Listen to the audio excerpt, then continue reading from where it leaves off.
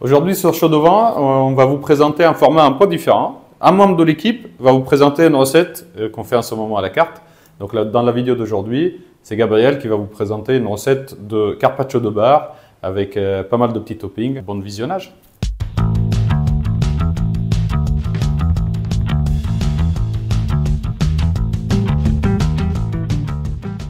On est à la table Vermorel, on va faire un petit carpaccio de bar, comme on l'a à la carte ce mois-ci.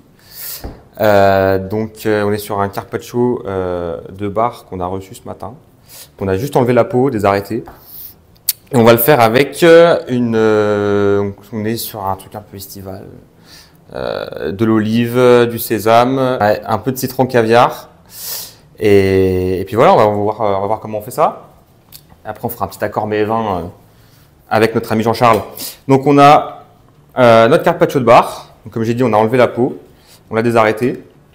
Et on va venir juste le couper très finement, donc avec un couteau bien aiguisé. Tac, donc on essaye de faire le plus fin possible. Voilà, là on est bien, on voit la lame à travers.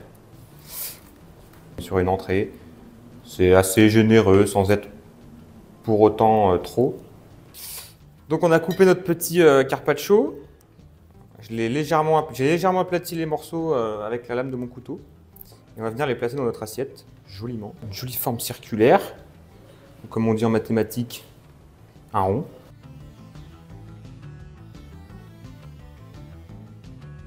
C'est là que le fun commence, parce qu'en fait on a tous nos petits toppings et on va juste venir tout rajouter. On va commencer par assaisonner notre carpaccio. On a un petit peu d'huile de sésame toastée. On va juste venir mettre dessus un léger trait de jus de citron, un peu de fleur de sel. Et à partir de là, on va venir ajouter tous nos petits toppings. Alors, on a une petite tapenade qu'on a fait avec des olives. C'est pas des olives de Kalamata, c'est des olives italiennes. Qui ont la particularité d'avoir une petite amertume que moi j'aime bien. On va venir en mettre un petit peu de partout, le répartir sans l'aplatir. Petit pickles de moutarde.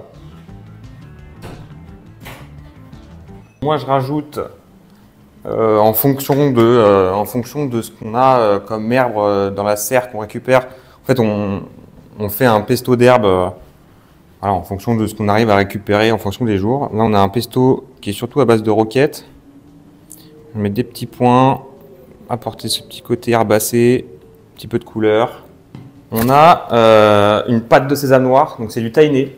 Tahini, pâte de sésame noir, comme on met comme on ferait pour un houmous. Et là, c'est une pâte de sésame noir. Et pareil, on va venir mettre nos petits points.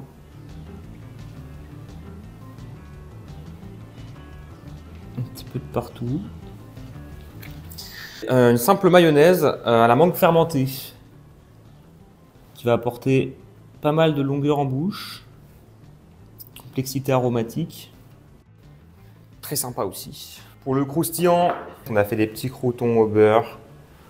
Voilà, parce que tout le monde aime les croûtons et tout le monde aime le beurre. On a un petit peu de fraîcheur avec tous ces éléments qui sont quand même assez gourmands. On a ajouté un petit peu de citron caviar et on va venir finir avec des petites pluches d'aneth, un petit peu de chiso pourpre aussi. Est-ce que c'est une entrée qui s'accorde bien avec le vin? Oui, c'est une entrée qui s'accorde très bien avec le vin. C'est une très belle entrée. C'est un peu tout ce que j'aime. Voilà, il y a plein de petits éléments avec pas mal de goût.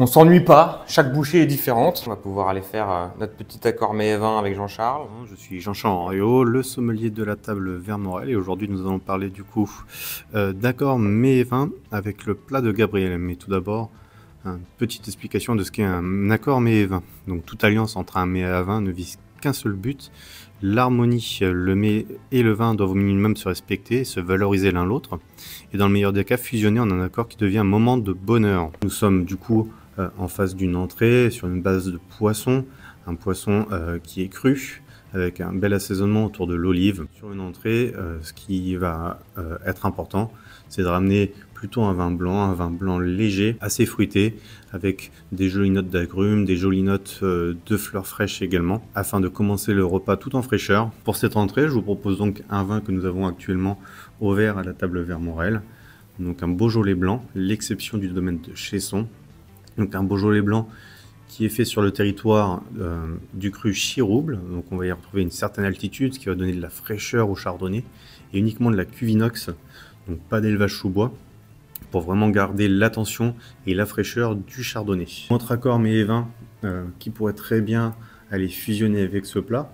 On pourrait également parler de champagne, des champagnes notamment en blanc de blanc, 100% chardonnay, avec ce côté très frais. On pourrait parler également de crémant de Bourgogne, de crémant de Loire, de crémant d'Alsace, qui pourrait très bien se prêter au jeu sur cette entrée, sur cet accord mets et vin. Un accord peut-être un peu original, une bière fraîche, peut-être une bière blanche, aux arômes légèrement citronnés, sur un accord étranger avec un saké japonais, un saké plutôt frais et plutôt vif. N'oublions pas le lot principal pour les accords mets et vins, c'est d'abord le plaisir du goût, le plaisir des saveurs et le plaisir d'un mariage heureux entre un mets et un vin.